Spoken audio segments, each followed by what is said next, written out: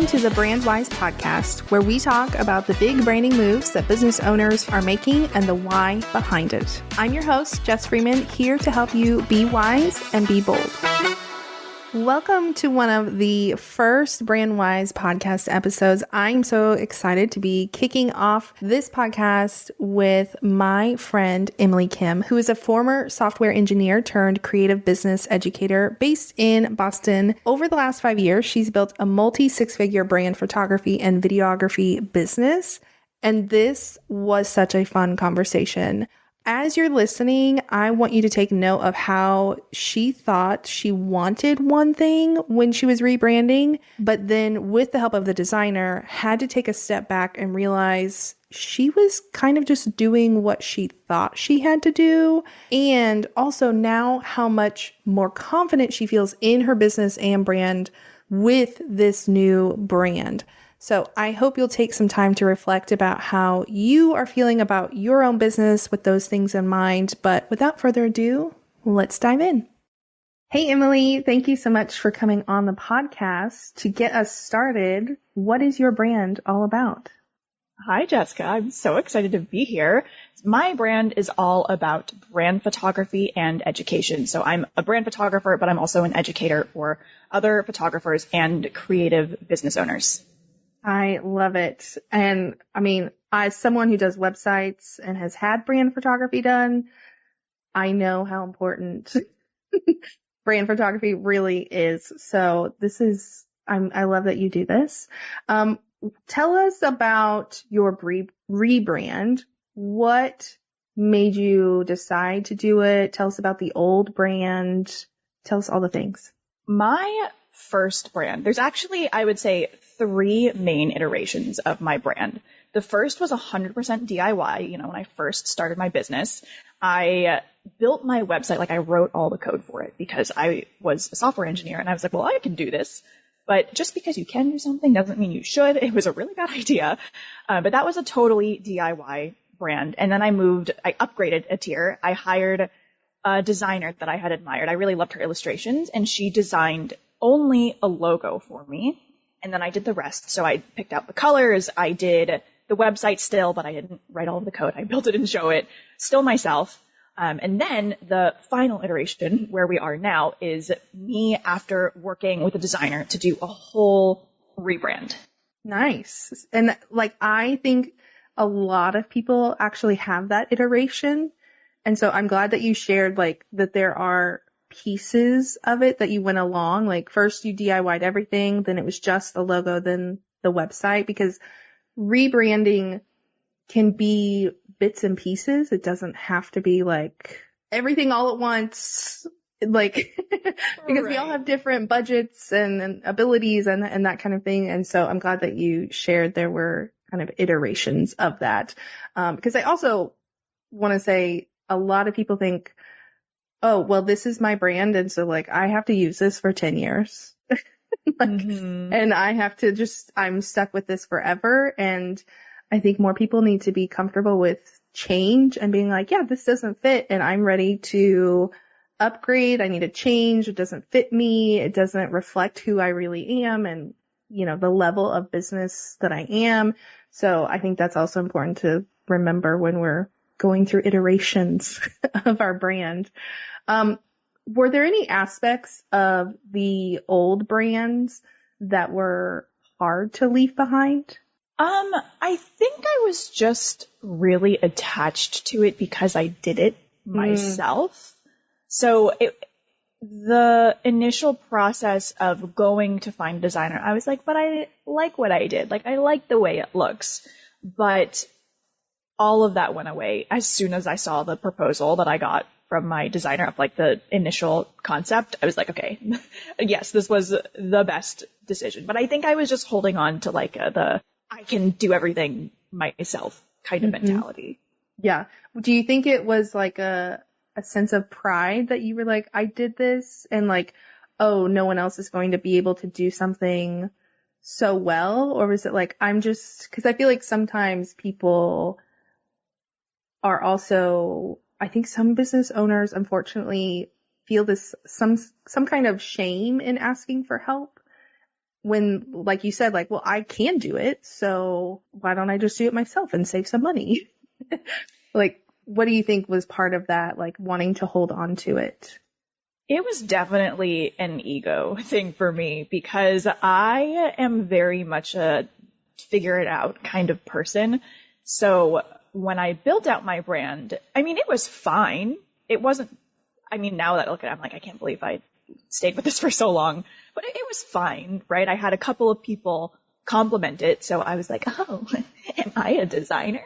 Thinking that, you know, I was the coolest thing since sliced bread. But I realized after going through a process with a designer that my color choices, for example, were not strategic. I wasn't using color psychology. I just liked those colors. And my designer still incorporated some of what I did, right? But she was a lot more strategic about it because that's what she does. And she was really good at taking what I wanted and what I liked and making it better and making it make more sense. Like the colors that I had didn't play well together. I couldn't, you know, pair, I picked maybe 5 colors and I couldn't pair each of them together versus when my designer gave me the colors, she showed me the color palette and showed me how I can pick any one of the colors on the palette, put it with another one, and it still works. I love that. Yes. I often, when I'm doing branding or even just helping website clients kind of tweak their color palette, if they're not doing rebranding, but they're like, can we just like talk about the color? Sometimes it's the strategy is lacking or they don't play well together. Or sometimes it's just, I'm talking with them and they're like, I'm a luxurious brand. I have high-end packages and I want to be known as like the authority in my industry. And I'm like, these colors are like preschool colors. Yeah. Or these are not elevating you. Not that everyone that's luxurious has to use the same color palette or like we can't have fun, but I often have to tweak to be like, okay, but you said you want to position your brand as this type of brand personality and this level of service or, you know, whatever. The colors or the fonts are not doing that. They're not serving your brand in that way. So, I'm glad you mentioned like even just tweaking the colors it is a big shift that I think a lot of people, and I'm sure you felt this way, like colors are the fun part. People always tell me like, but I like to play with all the colors in Canva. Oh my gosh. Yeah. So, yeah, that was me. Were there any unexpected like challenges or just, oh crap moments during any of the rebrands that you were like, man, I'm either regretting this or this is really hard? Not in the, like, I regretted anything kind of way, but when I was going through this process, part of the process was I needed to put together a mood board of things that I liked for my designer. So our first meeting, I gave her my Pinterest board and we reviewed it together. And my oh crap moment was when she like, I could see her getting all squinty, like looking at the board, looking at me, looking at the board, looking at me.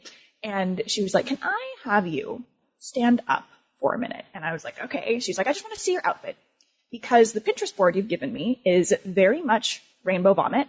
And I don't get the vibe that you're a rainbow vomit kind of girl. So I stood up. I was wearing something very similar. I was wearing a dark olive green sweater I wear all the time, plus black denim. I like pops of color, but I typically stick to neutrals. And she said, see, do you even own anything like rainbow vomit colored? And I said, no, I don't. Because what I had done on the Pinterest board is I put on it what I thought my brand should be like, not what was an actual representation of me. And I'm so glad she called that out because had I been with a designer or had I been working with a designer that was just going to do whatever I wanted without, you know, asserting her own opinion or, her expertise, then I would have ended up with rainbow vomit that I would hate 6 months later, right? So I'm so glad she said something and was able to say like, I think you should reconsider this. And I was like, wow, you are 100% right. And now I'm so thrilled with my, like all of my branding, my color palette. I might get a refresh, 1 or 2 years from now because my brand has evolved. But overall, I really, at this point in time, can't see myself changing because it fits like my personality versus what I think my brand should be. Yes. And that is super important about doing what actually fits you and not what you think it should be. Because so many people, I think, hold themselves back or try to fit themselves into a box, and then they end up rainbow vomit and they don't love it. And then I think sometimes people who are in that situation end up feeling like they don't, like, I almost think it hinders them from even showing up on like Instagram and social media. Not that like we literally wear our brand colors or like anything like that, but it's just, you don't feel in alignment. And so it's just harder to show up because you almost feel like you have to fake it. 100%. Yeah. And I love also as a designer that you were like, I trust you and I trust your opinion. And like, you see this, what I was kind of missing and didn't see as I was picking out my Pinterest board. So I love that you were like, oh, yes, you're right. Because you totally could have. I mean, there are some designers who might just be like, okay, I'm just going to give you whatever you want. And I'm not going to like talk through the strategy and the positioning and like what looks actually like you and fits you and your brand.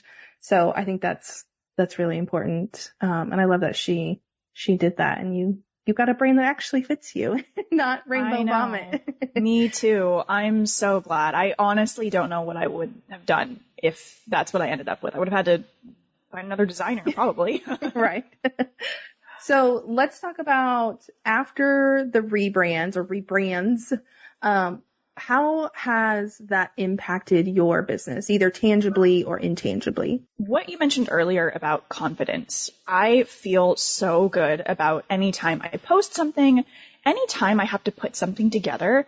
It's hard to describe until you actually have it because it's not really tangible, right? The confidence that I have now, but things are just so much easier for me to put together. My website redesign, I was not ready to go in on a full custom design yet. I could definitely see myself doing that in the future, but I bought a template that I liked, just boop, boop, boop, popped in my brand colors, popped in my fonts, and it was so easy to make decisions. It's so easy when you want to get something out into the world. You don't have to sit and think like, oh, let me go into Canva and play around with all these colors and these fonts and do whatever. Like, no, I have the guide. Just do what the guide says. So it takes all of the brain power away of like, what is this going to look like? And I can just post the thing that I'm going to post. Yeah. Did you ever feel like I know some people have struggled with this when their website was the DIY version or, whatever, they feel less confident sending people to their website. So again, going back to like Instagram or whatever social media, they're like, I don't know necessarily that I want to put the link sticker to my website. So I might just tell people to DM me or something because I don't want to do that. Did you ever feel that with your previous iterations of your brand and website? Yeah, I did. Because the first time when I built my website myself, I wasn't, like, I didn't take into account image load times, right? I'm a photographer, so that's like the most important part is how fast do your images load on your website, and I just didn't even think about that. So I knew it was slow to load, so I was like, oh, just go to my Instagram and you don't have to go to my website, DM me here. The next version was a little bit better, but now I feel, I don't even think twice. I'm just like, no, the first place you should go actually is my website. Don't go to my Instagram. I want you to go to my website to see how great it looks and everything. Yes, I love that. And I love that you have that confidence now, like just go to the website. Cause I'm biased as a website designer, but I think the websites should be able to speak more for you than your Instagram, and they should do more of the heavy lifting for you and really boost who you are and give you a more credibility and all that stuff. So I'm glad that now you have that and you feel that confidence. How did you evolve as a business owner either during or since the rebrand? I love this question. So something that I did while we were doing the rebrand that I had in mind was that I knew eventually I wanted to expand outside of photography services. I wasn't quite sure what that looked like at the time. I just knew like I need this to be able to work for me outside of photography. So what ended up happening was she gave me a couple of different versions of my, what's it called? The submark? Logo mark? The square version of it? Yes. Yeah, one with like photography on it, one without it. There's a main version of my logo with photography, one without it. So now that I'm in that spot now, I've expanded beyond photography services into coaching for creatives. I can still use the same brand and not be worried about having photography plastered everywhere. So I'm glad that I had that in mind as I was going throughout this process. And I have the flexibility to use the brand for two separate websites, one for my photography and videography services and another for my coaching and education. Nice. Okay. I love that you have two separate websites because I talk to a lot of people who, like you, they're like, I have this branch of my business, but then I have set up something totally different. I mean, it's still like business related, obviously, but it would be confusing to the users to be like photography and also coaching. Yeah. And some people, it's just, they want to not have to manage or pay for two websites when really like having that brand clarity and having two separate websites is going to benefit you longer. And you get to fully step into both versions of your two kind of separate-ish brands. So I love that she did that and that you have separated them. Yeah. It's also a lot better for SEO too. Yes. I'm an SEO girly. Yes. So it really, I mean, I struggled with it because the same reason. I'm like, do I really want to manage two separate websites? But when I sat down and thought about it, I was like, it doesn't make sense to keep them on the same domain. Under Emily Kim Photography, right? Like, right. And that's what, I mean, that's usually one of the reasons I'm like, do you care about your SEO? Like, I hope you do. It's going to be better and easier for you to rank for these separate terms because you're also not confusing Google. Like I was talking about, let's not confuse users, but we also don't want to confuse Google. And they're like, what is Emily? Like, what is happening over here? Right. Yeah. So, last question. What advice do you have for someone who is thinking of rebranding or even like maybe they don't even know that they need to rebrand? What advice would you give them?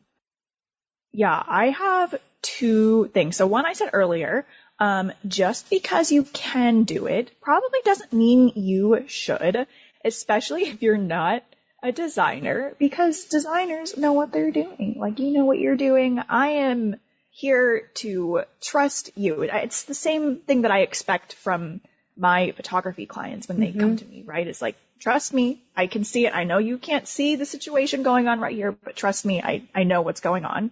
Yeah. And I also think it's so important to find a designer that you vibe with and that is right for you. So making sure that, you get along and you can communicate well, because that is probably the most important part about working with a designer is, can you communicate well with each other so that your designer can understand what your needs are. But yeah, I got my rebrand done maybe 3 or 4 years ago at this point.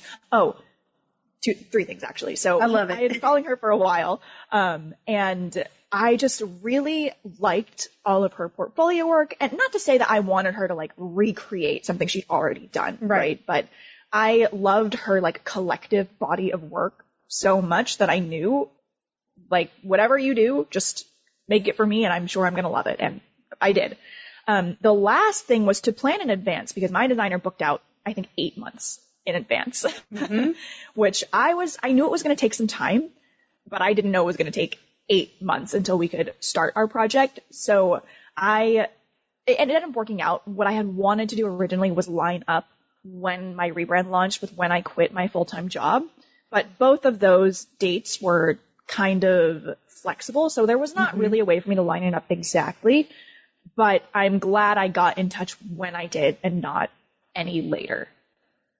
Yes. Okay. I'm obsessed with this advice. This is like my favorite. Like, you could not have said anything better. Because yes, people book out. So don't wait till like, oh man, I need to do this before XYZ. Like, you're going to have to be flexible and like trust that it's going to happen at the right time for you and your business.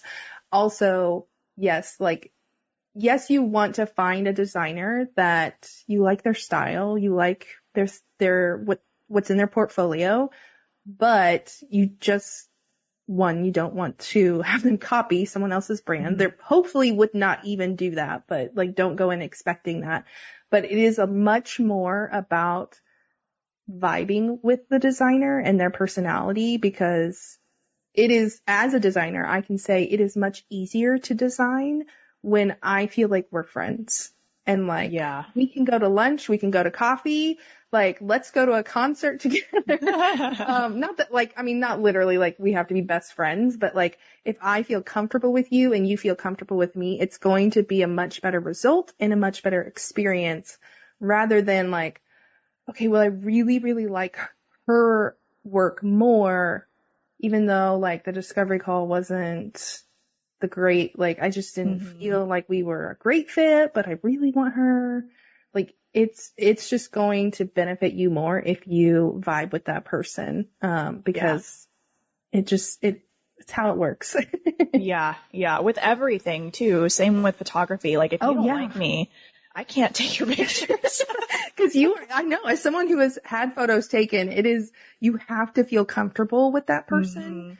Otherwise you are super stiff in your photos. Yeah. And like, it doesn't work. Yeah. It becomes a mess. Yeah. So, well, thank you for sharing all of the ins and outs of your rebrand and what your experience was. If the listeners want to connect with you, where's the best place to do that? Yeah, I am on Instagram at emilykim.co, so emilykim.co, and my Facebook group, which is called Profitable Creatives, and on YouTube, also Emily Kim Co. So those are the places that I hang out mostly. Perfect. I will put all those links in the show notes for y'all so you can go connect with Emily. But thank you so much for being here. Thank you for having me.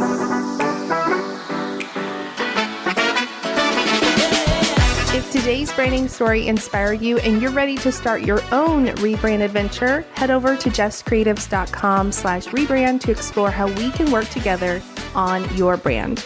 If you enjoyed today's show, be sure to leave a review or share it on Instagram, and tune in next week for another episode.